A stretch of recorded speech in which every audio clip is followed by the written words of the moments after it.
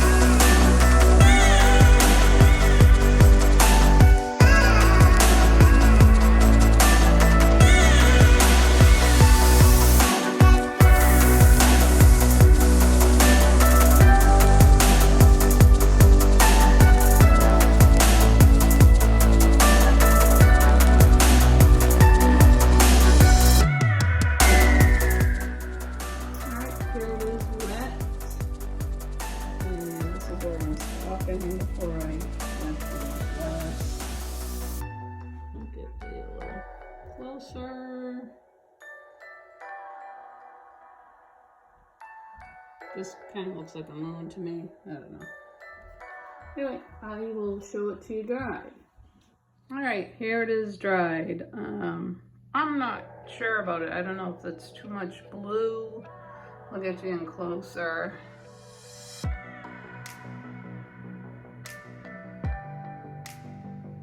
It did dry well,